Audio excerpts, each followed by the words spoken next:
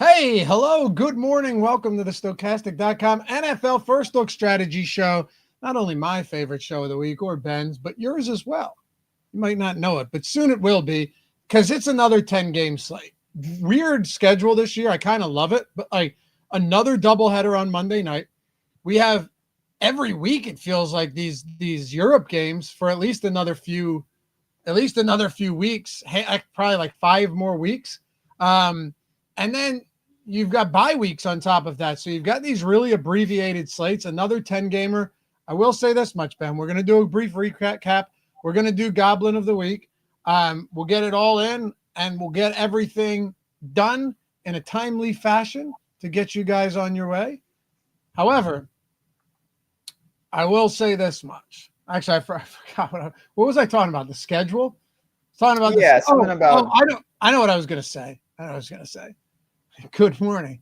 Is this week has way, way, way tighter pricing than last week. Like, unless you get midweek injuries, this is a much tighter week. I almost feel like I'm just not going to do well, except the funny thing is these are the weeks we should do better on when there's not 250-point top lineups. I'd rather this. I mentioned to you, it was just a microcosm of the week. After the 1 p.m. games, I had the actual nuts. And I came to realize that so did hundreds of other people, including you, by the way. And you actually lapped me going forward. You had a really good team, which we'll get to. But it was just one of those weeks where I really struggle with that because I look back at some of my lineups, just like I basically hit every position. But instead of getting 33, I only got 19 in a couple. Exactly. That's brutal. That's very hard to decipher. Absolutely. You and I always had a lot of fun talking about this strategy stuff on the remember the podcast exclusive we did? Yeah. I enjoyed that because it was just straight strategy, game theory style. And we get into that on this show as well, which is why I enjoy doing it. But you're right. And it wasn't only like if you got a 18 or a 19, you were in trouble. It was like if you didn't have Taylor, you may have had Javonte Williams, who was still dominant, right? Like Rico Dowdle, 4,300. That's why I'm saying sometimes you just don't need to fade the chalk. Get different, use Ben's process. You kind of, not that you coined this, but just the way that you put it is just play good players in kind of tough matchups if you want to get different with one or two guys. Yep. But like Breece Hall was good enough at his price point. Dowdle, Taylor wasn't efficient, but he had 3 touchdowns. On another week, Barkley may have been in the optimal. It's not that he was great at all. He only had 9 touches, but you get my point. That week, dude, I'll give you a perfect example. So that Jake Browning lineup I posted, right? The one in the fair catch that finished 7th. I was 3 points out of first. And of course, as you guys would imagine, nobody ahead of me had Jake Browning and that stack. That finished with 230 DK points, I think. The reason I didn't win is because like I had monster flame emojis on every single position, including the Saints D, who had a defensive touchdown, because Tyler Warren only had 14. Like, that's why I didn't win. That's crazy. That's what I mean. I'm not complaining, by the way. I'm just speaking to your point. No, it's just when you have chalk to that degree that hits, not only hits, but I talked about this on Sunday, and I was saying Dowdle, Breece Hall, Rachaad White, I like those guys for sure. I'm playing them, but raw points wise, it's very difficult for them to actually be at the top. They were like Dowdle wasn't a good play for his price point. He was just a good play. 200 rushing yards. That changes the entire complexity of the slate. And then, obviously it was really easy when you zoom out of just like, it's the easiest twist of all time with Ibuka and JSN. If you got to either quarterback, you're running it back with the other alpha wide receiver. That's just what you're doing. And then it really came together. I guess we can get right to it. Obviously, my late was the Cardinals, which for various reasons did not work. But yeah, it was just a weird week overall. I prefer it where you can't just blindly throw a dart and walk into 25 points. And that's what it felt like last week. Yep. Yeah, you're absolutely right. And if you threw that dart and missed the board on even 1 or 2 players, I had McBride, and like you were stone dead. Dead.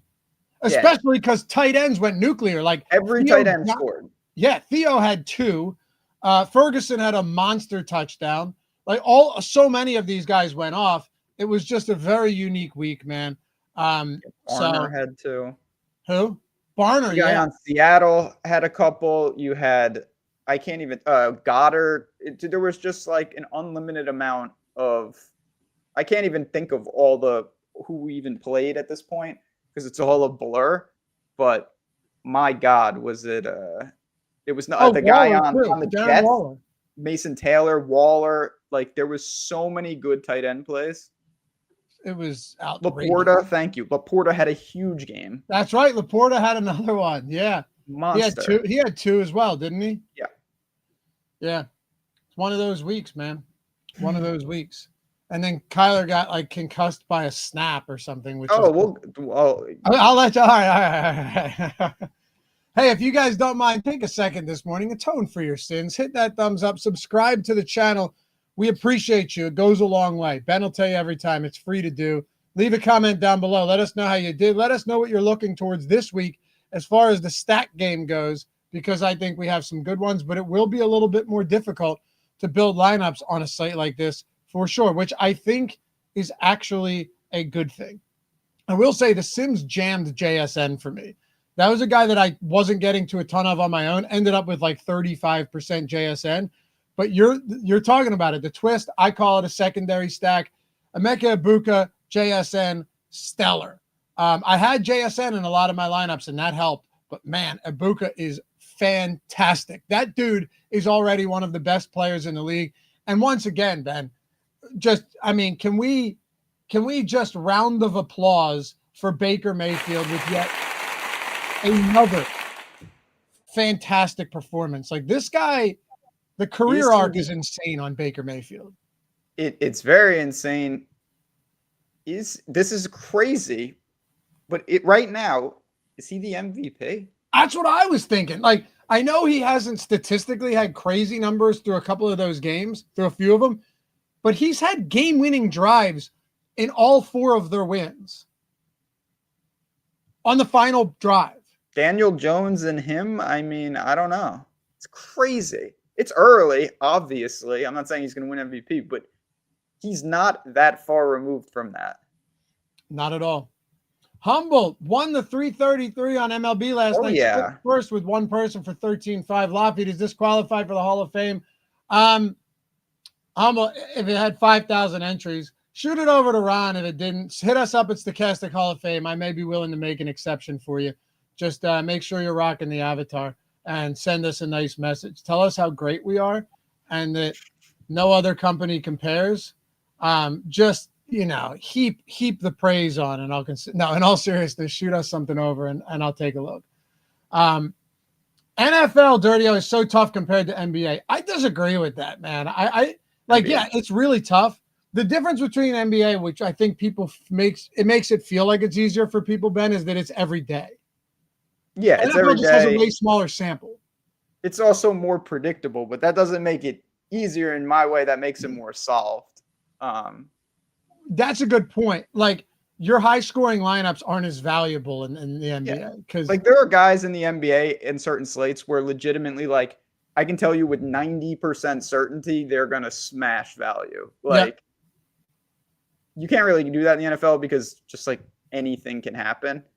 Never mind like PGA where literally anything can happen. So I love my wife. Yo, Rasa and Loughy, sending love from the Bronx. Hey man, good morning. Good morning. And grade A fantasy, been waiting for this. Good morning, fellas. Was a fun week 5. Can we goblinize Arizona and get on with it? This leads us into the first and really only segment of this show. Yeah. Goblin of the week. Ben, do me there we go. I did the wrong way. Yeah, we should just do this. Yeah. Goblin of the week presented by Brandon Staley and Nathaniel Hackett. Next week, I may in fact just change this to presented by Brian Callahan. I don't care if they got the win, Ben. I simply don't care if they got the win. He did it. He didn't. like, it's not good for him. You know, I have nothing against the guy as a human, right? Like, and I'm sure it felt great to get that win. He absolutely did not deserve that win against Arizona. Yeah, you don't say. Do you want to go first? I mean, do you go ahead? No, I want you to go first because right. I assume it's going to be a good one. Yeah, it will. I'll just say this. I'm audibling right at the line of scrimmage because this deserves to be mentioned that Bryce Young, I got a tweet about this from a great viewer of the show.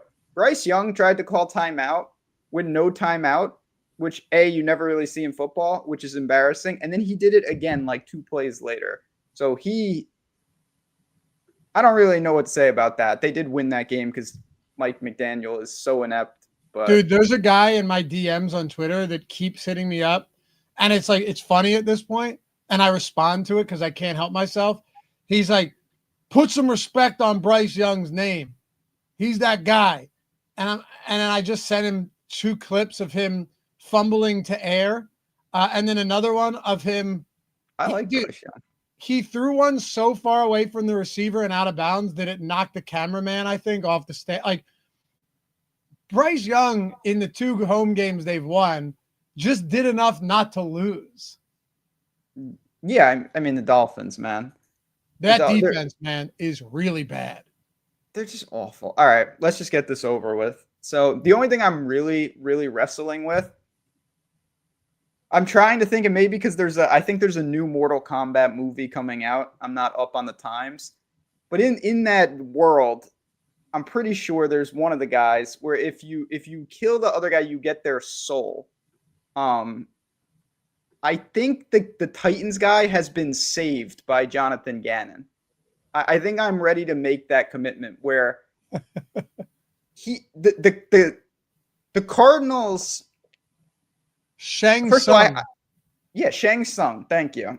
Your soul is mine, guy. I think that the Titans deserve the Cardinals' soul because, first of all, I had to watch the game because I had serious sweat in DFS. It's 21-3 instantly. They score on 3 of the first 4 possessions, and the only thing I'm concerned about, rightfully so, is this game is going to be over at halftime because the Titans can't score. They legitimately can't score. There's no possible way that Kyler and the offense are going to have to push because the game is over. First of all, they give the 3rd touchdown to Bam Knight. That in itself is disturbing. In the second half, as you all know, DeMercado ran 80 yards for a touchdown and fumbled out of the back of the end zone. That was not even close to the craziest play in the second half. Yeah, that terrible throw by Ward that ended up as a touchdown. Okay. Yeah. I mean, Cam Ward throws a pick, which results in a touchdown for the Titans on the same play because like 4 guys on Arizona fumbled the ball like on the 15-yard line, mind you, into the end zone.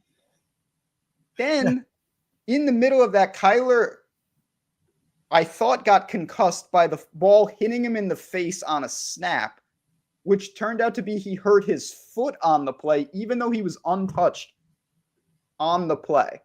Like, then you want to bring it to Jonathan Gannon, who seemingly is more concerned about yelling at DeMercado, who he then apologized to yesterday. Like, you should cut that guy. I don't know why you're apologizing. Concerned about yelling. And then in the midst of all that, like they're just running it into the line as if they have an insurmountable lead when it was pretty clear to me they were going to lose the game if they did that. Like, everybody in the world lost in Survivor. I don't think I've ever seen a game like that. And for me, this guy, I've never seen a trajectory on Goblin of the Week. Jonathan Gannon has passed the Titans guy for me. Amazing, isn't it? That's impossible. The Titans guy doesn't even know the rules. But this is a whole different level. How much of it is Gannon, though, when DeMercado fumbles into the end zone and their own team picks it off but plays hot potato for resulting in a touchdown for the Titans? Yeah, that is true. Again, maybe this is why I couldn't be a coach or an like. Would you just be cutting that? Would you just be? All right, I said this yesterday, and maybe I'm missing something. Why is this a thing? Because like, it's not something that I understand of like, oh, guys are getting 15-yard penalties on celebrations. And it's like, I get it. You score, you're not thinking. What is the inclination of like, I need to drop the ball immediately? Why not just not do what is the incentive of dropping? Like, even if you're in the end, why do you immediately have to drop the ball? You're right. Especially like, okay, when Deshaun Jackson did it, it was still a boneheaded play, but it was really the first time you had seen something like that, right? Yes. So there was no, there was nothing to go off of. Now, I mean, there's a precedent for this. Everybody knows you can't do that. Yet it's happening more now than ever. So what I don't understand, because DeMercado is my Goblin of the week, and it wasn't even because he did it. It's because of what you said, because he did it knowing that this should be something like you should not have to practice this. You should not have to tell your players not to do this. You should just not let go of the football until you are 1,000% sure that you have crossed the goal line. I don't understand it. It makes no sense to me. You don't get more points or rewarded for making the touchdown look cooler, which it doesn't anyway. I simply can't get over that. When Deshaun Jackson did it, fine. It was dumb. I remember that game. I was at my buddy Matt Hudson's house. It was against the Dallas Cowboys. But at least there was no precedent. Yeah. Now it happens all the time. Yes. When that happened, it was just like, I genuinely remember it. And my honest thought was, you'll never see that again. You'll never see that again. Yes. Ever. Yet it happens every week now. Kyle Heck said, if I was the coach, I'd be telling my players to hand me the ball after the play they scored. Do you remember the movie The Replacements? Of course. Where Gene Hackman tells Jon Favreau to get him the ball. He brings it back after the strip section. I got you the ball. I got you the ball. Right? And Gene Hackman's going, you got me the ball. Yeah. That's what you're right, Kyle. That's exactly what should be done in this. Like, bring the ball back to the coach or hand it to the referee. No alternative. That's it. Yeah, I really just don't understand. So, all right, a couple of things. We're going to get into it. One, shout out here. Proud of my Saints pick last week in Survivor. That was the absolute sharp move. Anyone that did that deserves a round. That was a good pick. I did bet the Saints. I bet the Saints too. I was happy with that. Now, double round of applause, because not only did you do the correct thing once, you did it twice. 2 of the sports books, and sent the email. How long before I get access? Excited to dive in so I can be ready for next week. Beautiful. Should be pretty quick turnaround. If you don't hear anything in a day or two, though, just get in touch with us. We'll make sure you're all squared away. Yeah, and you will. You will. But that is awesome, because now you're free rolling 2 months of the Sims. Into Christmas almost. Yep. And also with the amount of crazy slates we have, there's games all the time. Just sign up with any of these books. Link is in the description, guys. Click claim offer, follow these steps. Onyx, we just added spend 10, get $100 in Onyx cash, which is essentially cash. You can use it the same way you'd bet if you spend 100 on Onyx. So you're already 10xing, right? With a lot of these, with the bonus bets they offer, with the match deposit bets they offer, you're already getting all of that. You're already getting matched, or you're 10xing like you would on Onyx and some of these other books, DFS pick'em sites if you're in non-legal betting states. And then you're getting a free month, or like we just saw on the screen, multiple months. Every single one of these equals a month. So you could free roll the entirety of the NFL season, plus any other sports you want. Follow these 4 simple steps. What is this in total, Ben? A 10, 15-minute process? Yeah. I mean, again, just think of it to set yourself up for Brian just mentioned this was a few hours for me worth the wait. Yeah, it's a simple process. You do this, take 10, 15 minutes, you wait a little while, and you don't have to think about your process for the next month. That is a damn good idea. And you get some bonus bets. You get over to tails and you start tailing us and having some fun during the day as well. A lot of different ways to get some value. Oh, we will talk about tails, because as Brian, our friend Brian in chat pointed out at the top of the show, so this has now happened to me in back-to-back primetime games. Said, Loughy, we lost your parlay in 1 minute. It was in the final minute, Ben. Kind of funny being only $20. Wrote it with you because I liked your take on it. It was till last minute of the game. All good. We're going to get. Look, I had 3 of those parlays hit in the final minute of a game earlier, a couple weeks ago, And then I've had 2 of them lose in the final minute of the game. but at least, we're alive. Like what I had over on Hunter receiving yards. I had under on Brian Thomas. And then I had Chiefs by minus 3.5. So Chiefs are up 4. Brian Thomas has 47 yards and it's 3rd and long. And somehow Lawrence drops it into the bucket. When that happened, I just kind of went like, fantastic fucking throw. I mean, like that's all I could do at that point. You know what I mean? Like I bet the Chiefs minus 3 as well, separate from that parlay. Ended up losing both of them. But I mean, if you told me, hey, you got like 40 seconds to go or a minute to go and you're in this position, I'm going to take that all day long. It didn't work out.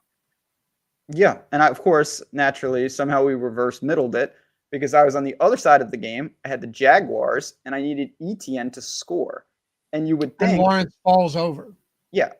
Twice. Like, one, don't try the Drew Brees thing. Like, if it wasn't such a dumb Goblin week, the moron trying to do the Drew Brees stick it over play would be the Goblin. Don't do that. Oh, that one. Yeah. Don't do that. Just give it to your running back next time. That's what they're there for. Yep. And then Strange got hurt, and that absolutely coffined me in DFS. I jammed him last night.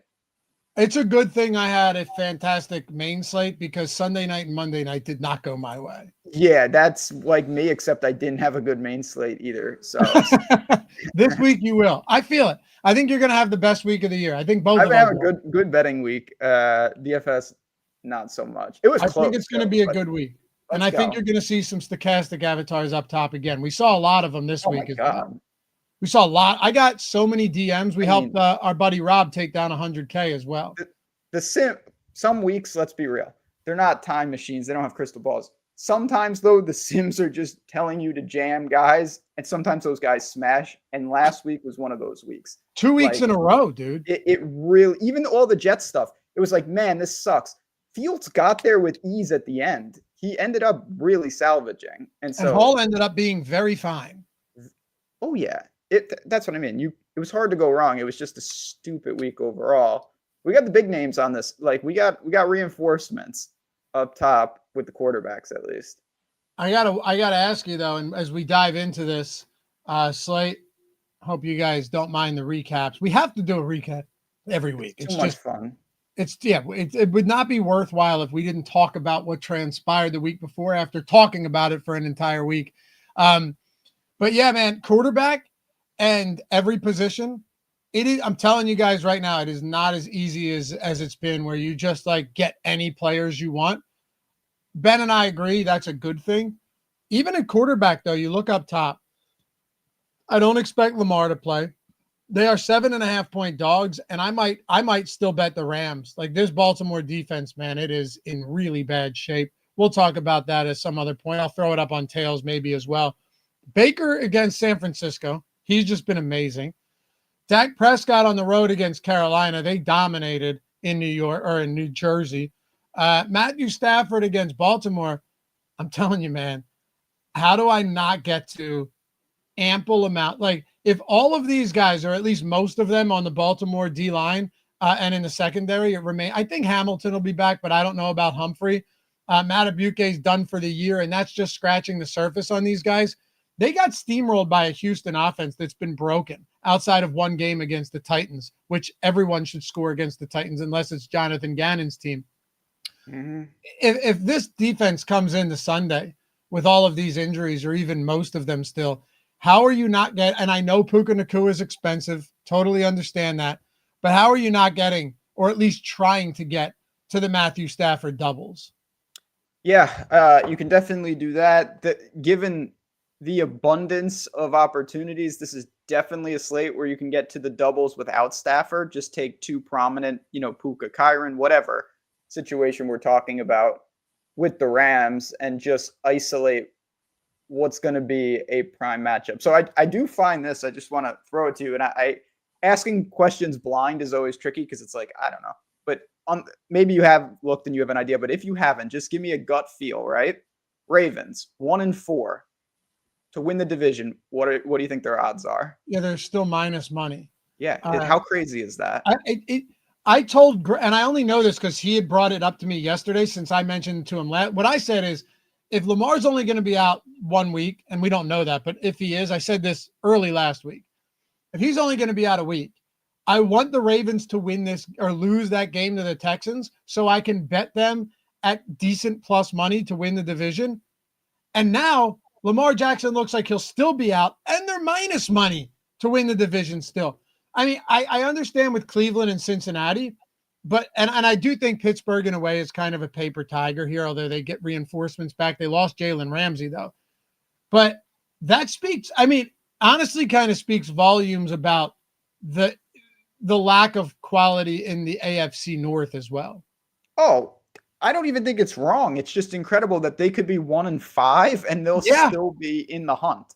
Like it's just nuts. I mean, they could go 1-5 and easily go on like a 9-game win streak. They also definitely seem prone to just going like, and I never in a million years thought I would say this, but like, I also think there are obviously scenarios where they go like 4-13 now. If the health does not improve, it's over. Yeah, or if Lamar 2 weeks becomes 4 weeks and they're like 1-8. Right. Well, like, I'm referring to Lamar too when it comes to health. Yeah. But the defense, this defense is beyond bad. It's the worst in the league right now. It's worse than Miami right now. It's horrendous. And they're just not built. They're certain teams, and it's just how it works. Like they're just not constructed. They're supposed to be a time of possession team. Like you can't time of possession your way to 50 points. Like the Lions, the way they play, they can overcome some weird stuff because they're so dynamic on all. Baltimore is just not supposed to be built like this. They're supposed to dominate time of possession and then make timely stops. Right. Because when you let up, when you're a sieve defensively, you neutralize Derrick Henry, which completely neuters the offense. That's what I mean. It's a domino effect. It's really bad right now. Did you see my tweet on this yesterday? No. Ravens defense is $2,100, bookended by the Bengals and Dolphins, more expensive than only Cincinnati. Can you believe that? Week 6, the Ravens are $2,100, Ben, at home. At home. They should be. I know, but it's still crazy to think. Oh, it's nuts. It's insane. Yeah, it's a mess. Obviously, Baker makes a lot of really up top. I mean, it's crazy. It's up top. But you're not spending any money. Like mid 6K range is the premium A+ tier here. Baker, Dak, Stafford, even Herbert. He is a great matchup. I do worry about the Chargers. I mentioned this to you last week. You don't just replace linemen like that, and you're seeing the effects. It's a big problem. Same thing. Yep. You are absolutely seeing it. When I do the picks for every game video, I'm doing it today. It'll be out this afternoon. I was like, I want to bet the Chargers here. This was against Washington last week, but I can't do it because of this offensive line. Like, can't do it. They should get Mekhi Becton back, but Joe Alt's got an injury. They lost Slater before the year even began. So to your point, that's 60% of your projected starters on the O-line have been out. Like you can't win like that, man. You can't win like that. But I actually feel like I would still go to Herbert in a spot like this. Yeah, it's just you can make a real case for those first 5. Matchups are fantastic for the large majority of them. What about the first 6 going down to Jordan Love against Cincinnati? Oh, yeah. I was counting him as the 5th. Oh, I'm sorry, Lamar. Yeah, I got you. Yep. Yeah, absolutely. That's what I mean. Cincinnati at home. My biggest concern with him is kind of what I envisioned the Cardinals doing last week. Like, how many scenarios does Jordan Love go, 10 of 12 for 150 and a touchdown in the first half, and then throw 6-8 passes in the second half? That is a concern of mine in a big way. Like, what's the line? Or 14.5. That doesn't. I mean, that's a lot. Jeez. I would take the Bengals there. 14.5. I mean, I would too. But they also, your boy who almost got you all the monies, is he even going to be out there? That's why I'm a little nervous about it. Because if he's not, you're talking like Brett Rippon. Yeah, that's not it. Or Mike White, who's on the practice squad. Nah, you're right. That's why I'm not betting it. but I just don't want to lay 14.5 either. What do you make of, I want to ask you something. What do you think the line on the Colts and Cardinals is? Cardinals on the road. Colts and Cardinals, 8.5. That's what I thought, dude. It's 6.5. Yeah, it seems trappish. Cardinals are gutless pigs, so they should never be. They are awful. Like,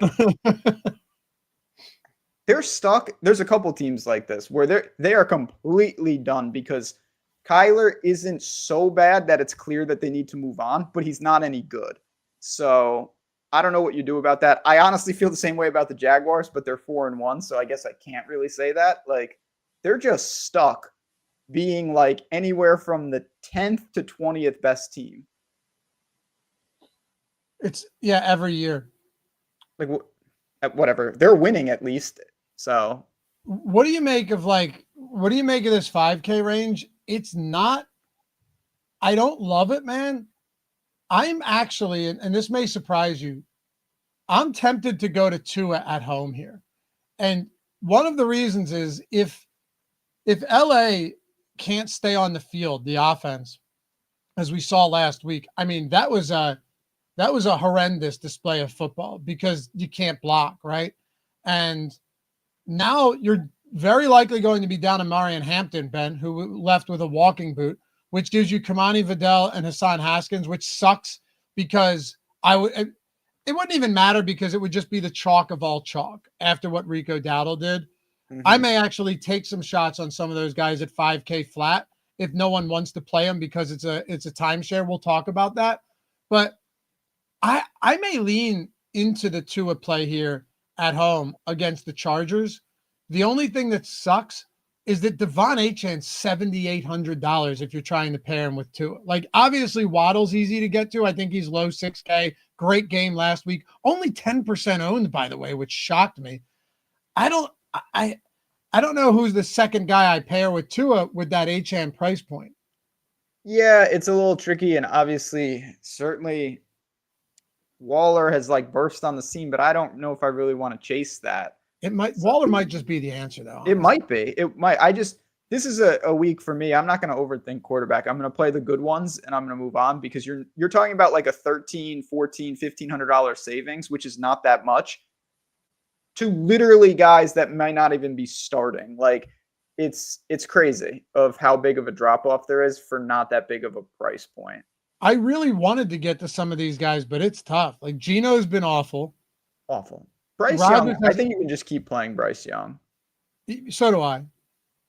I do too. And you might, if this Dallas offense continues to perform as they have, this was the point you made on Sunday's show, right? Was that this is the type of game you want for Bryce potentially, where if Dallas just keeps their foot on the gas, then Bryce has to throw, and you get that type of game we had against Arizona, where he throws, 50 plus times. That's right. You want him trailing. You want him being wildly almost inefficient at times in terms of the game to get out of control. This is a perfect environment for that. So 4,800. But again, I still prefer just paying up for the good quarterbacks. Give me one, though, not named Bryce, but sub 6K. Like, you have to play one of them. You want to get a little different. For me, I think it is going to be Tua, but you got to play one of them.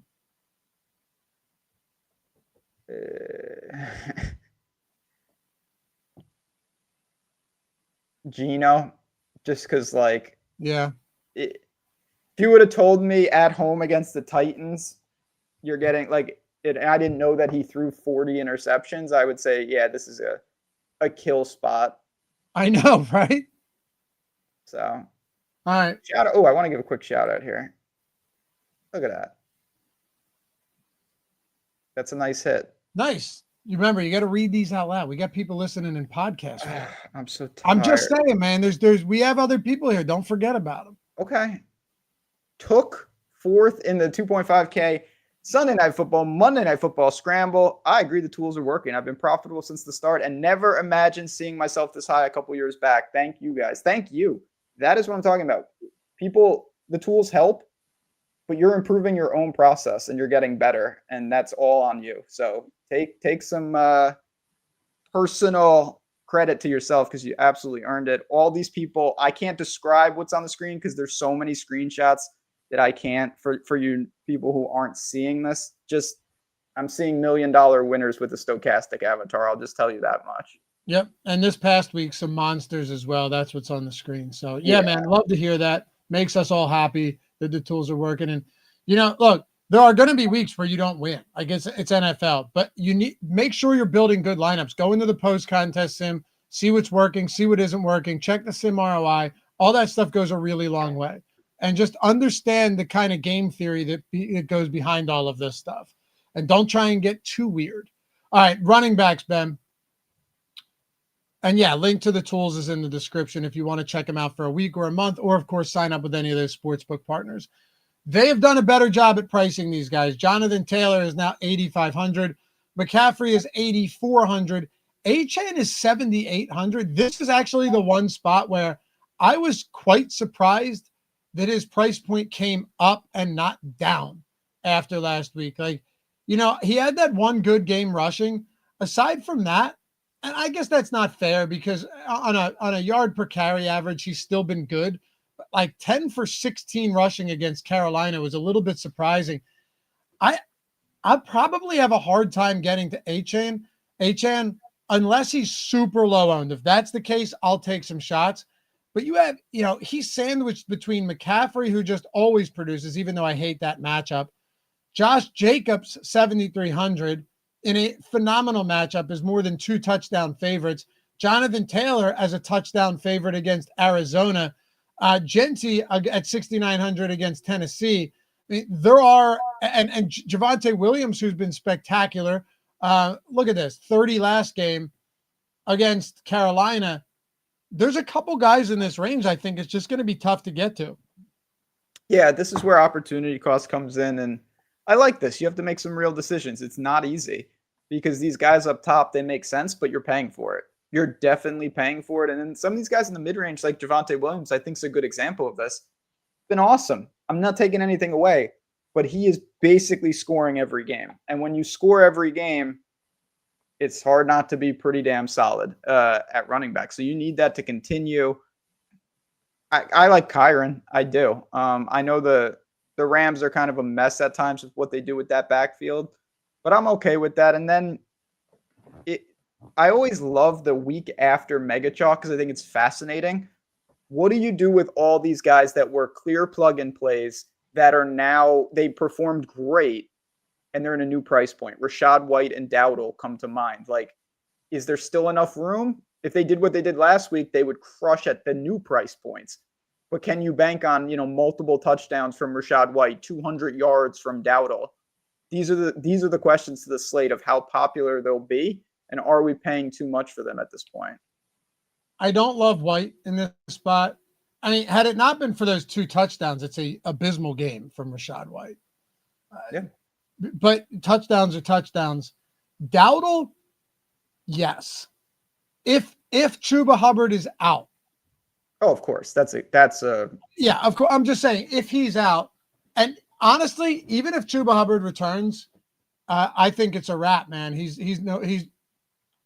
We may not play Chuba Hubbard again this year because it may just be a timeshare going forward. How do you not give Rico Dowdle the ball right now? I'm not saying Hubbard wouldn't have had a good game, but Dowdle was spectacular. He's 5,800 against Dallas. I will go right back to the well on Rico Dowdle here. I know he's 1,500 more than he was last week, but he was criminally underpriced. And he played 67% of snaps, got knocked around, beat up a little bit, would have played more had he not taken a few snaps off. Trevor Etienne played 20%, DJ Dallas 17%. Dowdle was far and away the clear back. It was no contest. Yes, I would, Ben. I'd go back to him at 5,800 for sure. Sure. I mean, what about... Oh, yeah, and sorry, real quick. Adrian, I meant to mention that. Little revenge action for Rico Dowdle against the Cowboys. Absolutely. You're the Judkins whisperer. What's the word? I mean, I just think he's really good. Six? They get some guys back, they get some reinforcements back. I still think the Pittsburgh defense is better than we've seen, but I don't think but I don't think they're good. So what I mean is I don't think they're the same sieve as like Baltimore. No, they're not that. But if their name was just, the Atlanta Falcons with the same stats, I feel like we'd be like, oh, Judkins against that defense, yeah, sign me up. But it's like, oh, it's this. Even the Ravens. I think most people's biggest whatever of why the Ravens defense is better than we think is because they're named the Ravens. You're right. And That's Steelers. exactly it's like, what it Steelers is. defense. They're going to be good. By the way, Dowdle had 206 yards on 23 carries. He averaged 9 yards per attempt. Yeah, it was a joke. It was Miami. Miami is so bad. You'd go back to Dowdle, wouldn't you, if there's no Hubbard? Sure. I'm just interested how popular he's going to be. Yeah, true. I still like it at home, though. It's a 3.5 point spread. What do you make of Tony Pollard here?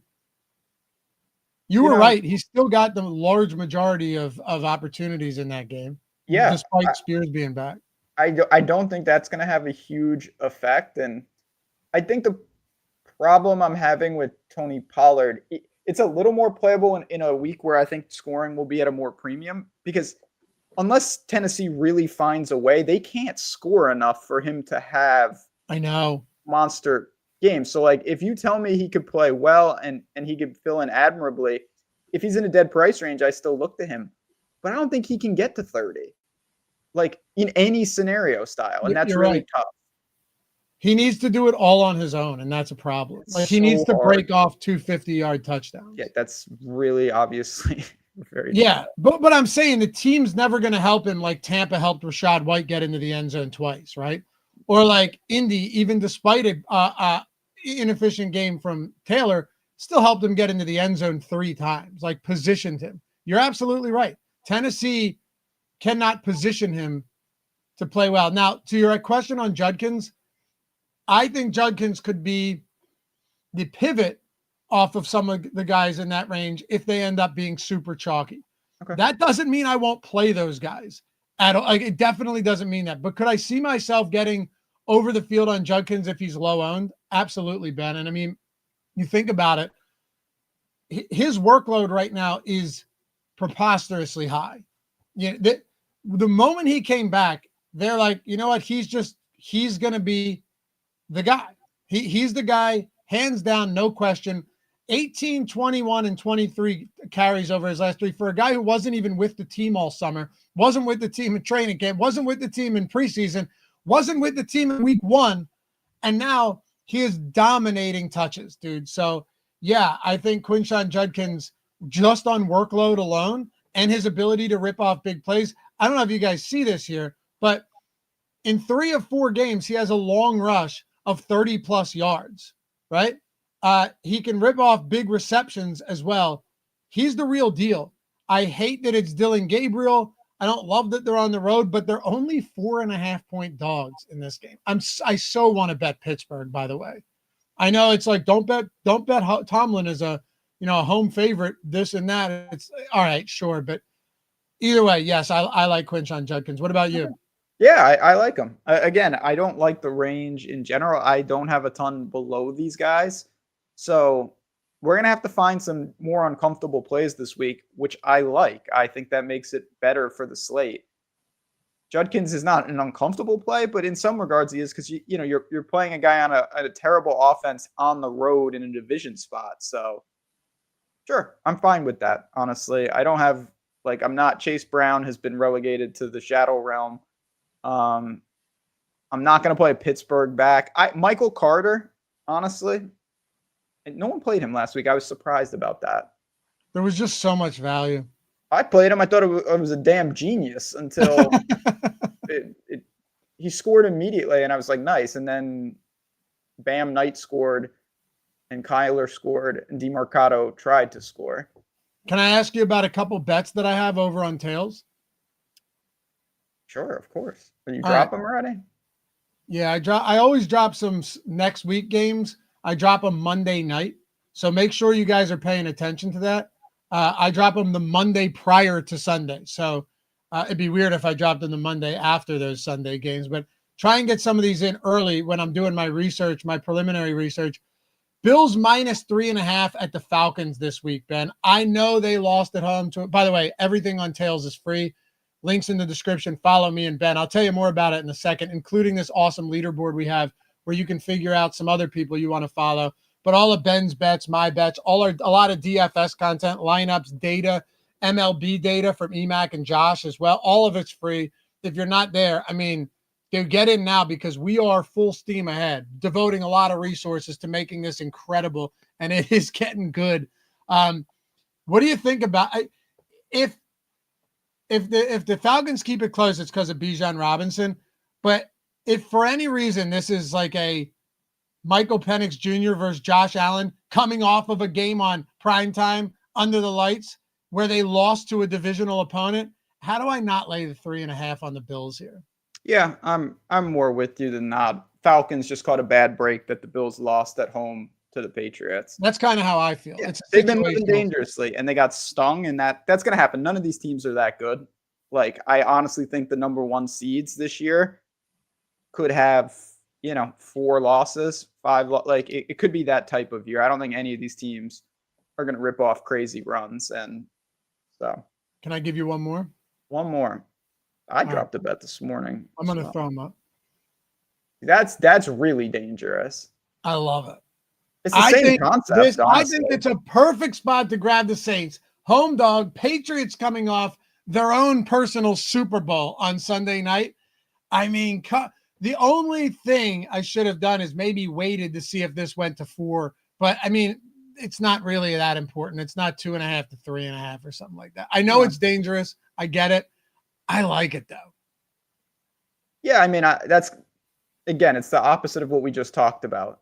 Like, the Patriots broke through, huge road win. Now you got to go down to New Orleans to play the Saints. Who wants to do that? Like, sleepwalking through. And the Saints, I rip on a lot of bad teams because I don't understand what they're doing. The Saints, I understand completely they're just a normal bad team. They play hard. They're effective. They're going to get a couple people. I have zero, they don't show stupidity like some of these other teams. Yeah, they're actually not a badly coached team. No, they're just not that good.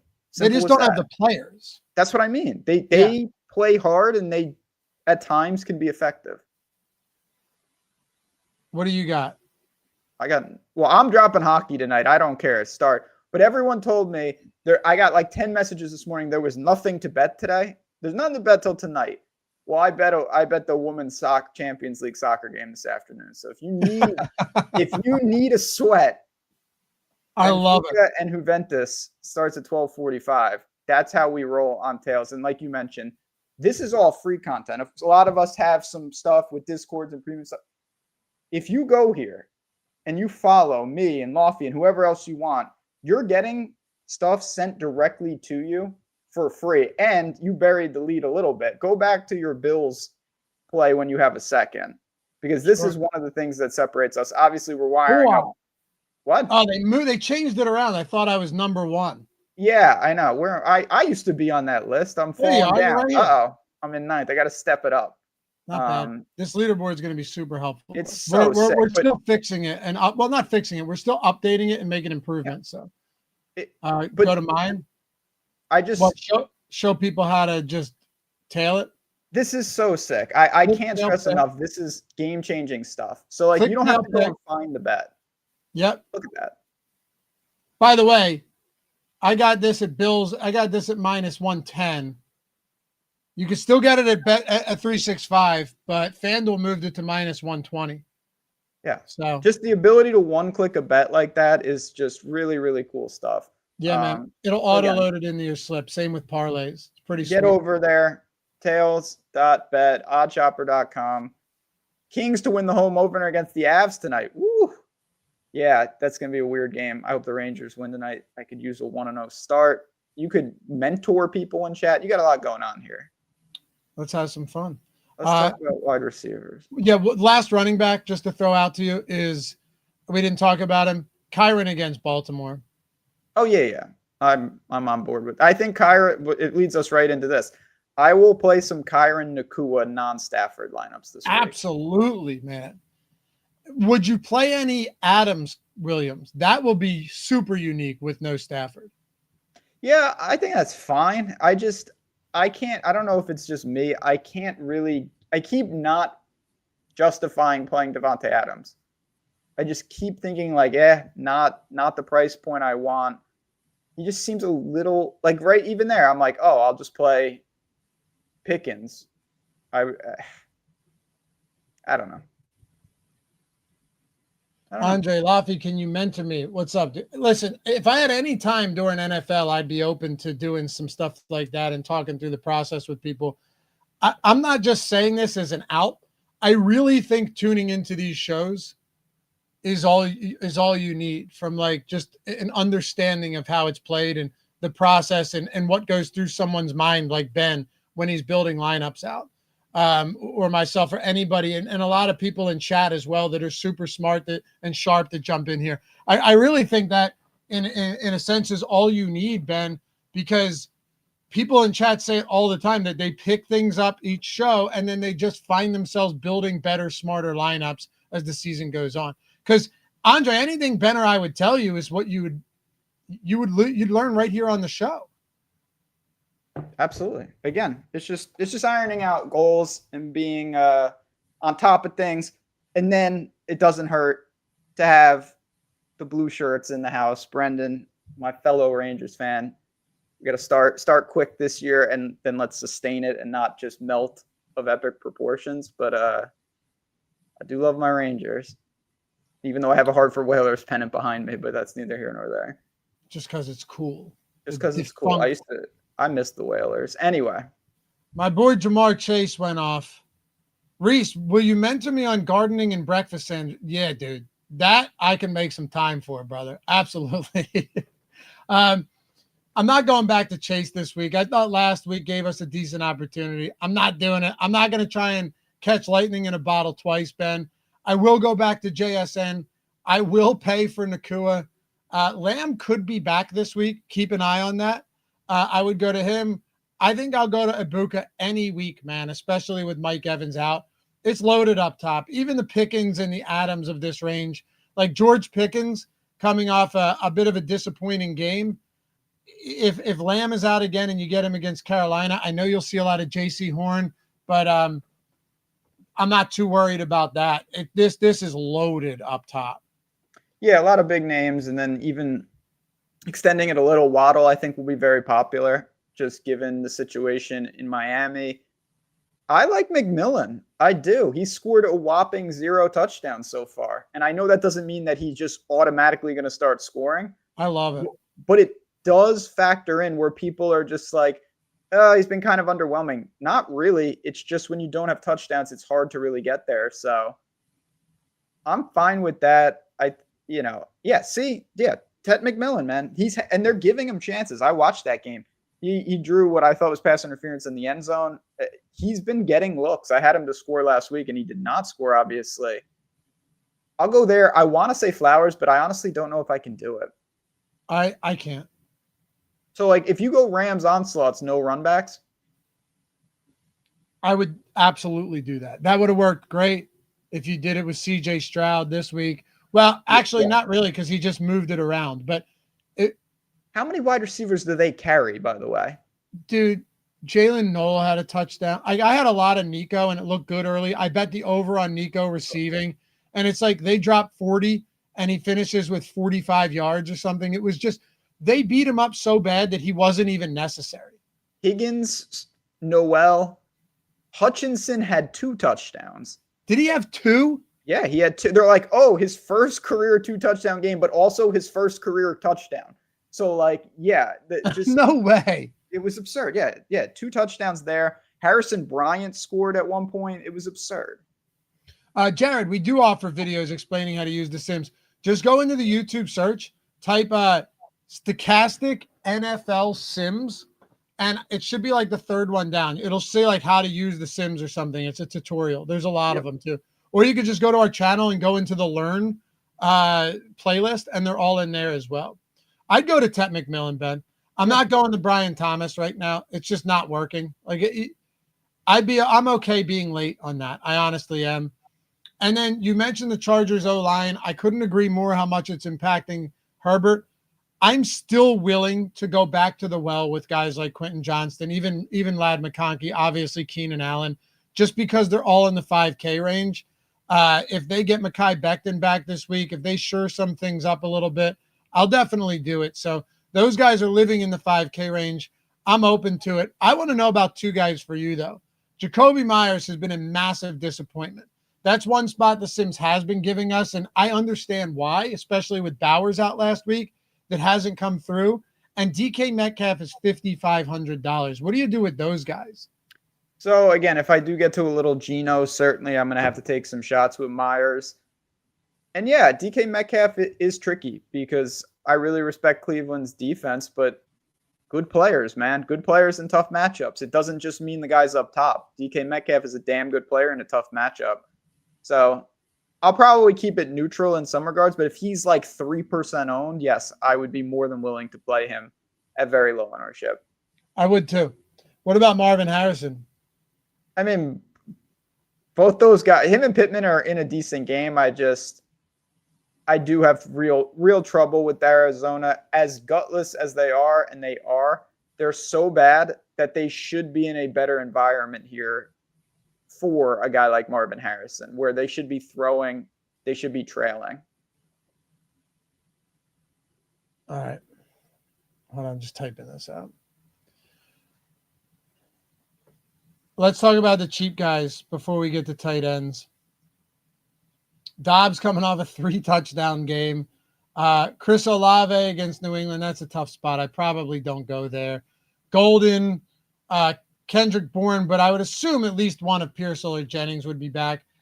Would you take the bait on Calvin Ridley coming off his first 100-yard game? Really big game against Arizona.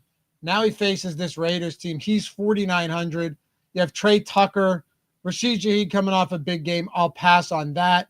Most of these guys I'm not particularly interested in. I think a $4,300 Josh Downs is actually somewhat interesting. I would not be opposed to that. What do you see here in this 4K range? Yeah, you just kind of highlighted some of them. I think you're going to have some stack attachments if you go to like Daniel Jones, something like that. We did see, and again, he's the leader of this. He coined the term. Shaheed, 90-yard touchdown last week. Like, that guy, he just does that 3 times a year. And yep, when he does, he does. I'm fine with Ridley, though. Again, the Raiders, they're low-key a disaster in their own right. And as great as it was that Tennessee won a game, they're still probably going to be playing from behind basically all the time. So, yeah, I'm fine with those guys. But honestly, I don't think you need to force it. More of a stack attachment than anything else. Is there anything for you in the 3K range that's viable? Oh, boy. Maybe. I mean, again, viable, like, sure. I think you go to like a Malik Washington as a secondary Tua player. I think you could go, to somebody like, if you want to have, again, all of this is with the caveat that you're playing their quarterbacks, like this Flournoy guy, if CeeDee Lamb is not back, whatever. Yeah, that's one. Leggett for Bryce Young. But you have to ask yourself, do I need to do this? I don't want to. Flournoy probably is the answer, but it doesn't feel good at all. Like, would you do Renfro? I don't want to do that. I think the cheapest really right now that I'd feel okay with, $4,300 Josh Downs would probably be the guy that I feel okay with, Ben. I think that's a reasonable price point for a pretty good pass catcher as a big favorite. Yeah, that's fair. I mean, again, I know I'm hammering the same point. I think you want to be careful with that unless you have to go down there. Yep. At least Downs is in a good offense and he still gets targets, though. That's not like a Io Manor in a terrible offense that is just not good. Anyway, tight end position. Let's talk about this for a second. McBride, Ferguson. I assume Bowers comes back, but I'm not positive. Ferguson's been great. We saw it last week. Again, another big game from him without CeeDee Lamb. I think he takes a big hit if CeeDee Lamb returns, especially at 5,300. But he's been spectacular.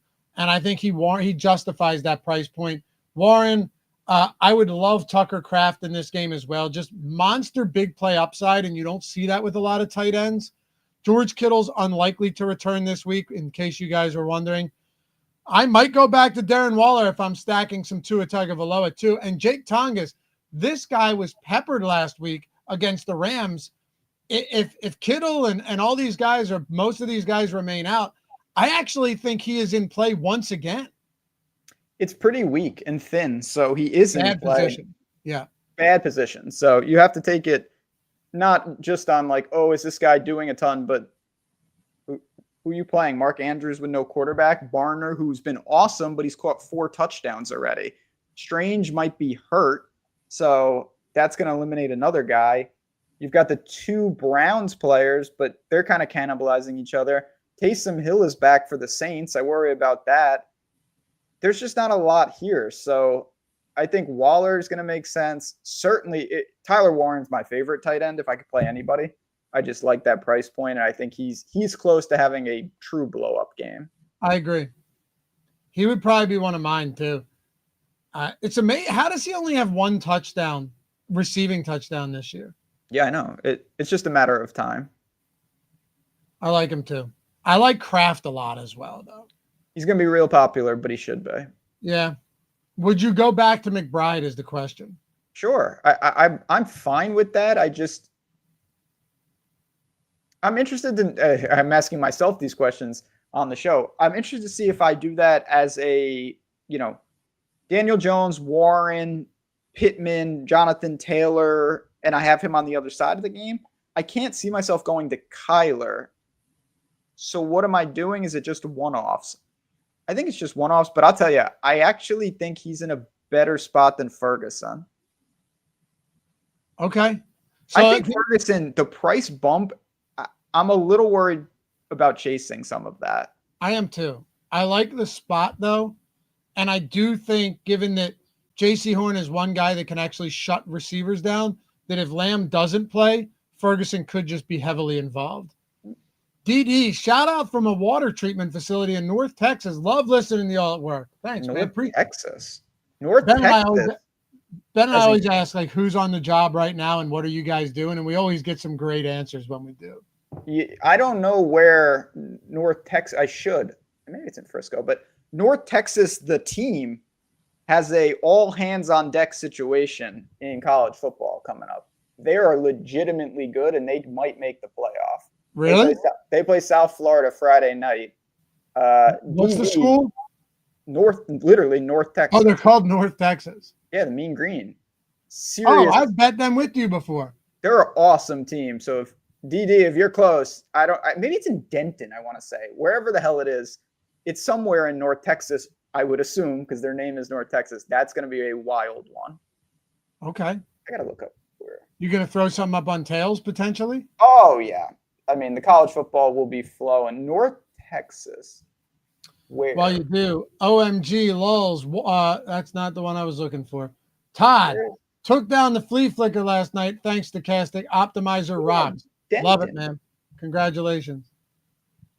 Yeah, Denton. Thank you. Yep. Yeah, that's right. Rob Rice, architecture firm in Providence. Guys are great and knowledgeable background sound. Awesome. Architecture firm. A little RISD action up there or what? Cool. All right. That's all I have at tight end. No, it's thin. What's crazy? The last thing, it's really thin, but I definitely might explore double tight end builds. It's just you actually might have to this week. That's what I mean. You need the value. Yep. This might be the week you have to do it, because if you're playing like Nakua, there aren't really, maybe stuff will open up throughout the week, Ben, like it did last week. There's not a lot of value at all. Nope. And also, we like to go cheap at defense. So to close out every show, we always say, hey, give me one defense under 3K. Last week, both of us went straight to the Saints. Easy, right? And not easy that they were going to play well, but just an easy mispricing. I can't do Miami despite the Chargers' offensive lines. Can't do Baltimore.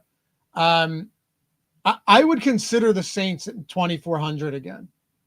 Yeah, I mean, listen, the Saints at home, if you're going to tell me they're that cheap, it's going to be kind of a perpetual play. I'm going to get a little weird. They're bad. I'm going Dolphins. You are going to do it. Yeah. One of my focal points or just like mantras with defense is pressure. If you can get pressure, stupid shit happens. And I still think Miami will get pressure. And will that affect Herbert? I have no idea. But the Chargers can't help. They can't hold up right now on that low O-line. You're right. You're right. They can't. And if they can't, things are going to get ugly. Pittsburgh going to eat Gabriel alive, probably, but they're the second highest priced. I mean, they make. All right. Hey, man. Appreciate you guys. You are the best. Tell your friends about the show. Hit the thumbs up. Follow us on Tails. Be priority number one around here. We are having a phenomenal time. Get a free month of The Sims with that link down below. Onyx, we just added it. Spend 10, get 100 in Onyx cash plus a free month of The Sims. Every single sign up equals an additional month. Anything else before we jump? No, fun show. Chat, you guys make this such a fun show, so I appreciate all of you. If you have any questions for us, our Twitter handles are on the screen, and I know you just said it, but take 5 minutes today on your lunch break or something and go and follow us on Tails. You'll just be getting DFS and betting information sent to you all day for free. Doesn't get much better than that. So thanks again. Fun. And it's fun as hell. Who's not sweating? If you're not sweating women's soccer in the afternoon today, you have to really ask yourself what's going on. I love it. I'm gonna bet it with you. When's it start? 12:45. You better bet this. I'll bet it with you. Can we red dot it? Oh, we're gonna be red dotting it. All right. Then I'm in. Yeah. Appreciate you guys. Love you all. We'll see you back here for the next one tomorrow. Sim Strategy Show. Single lineups. Bye-bye.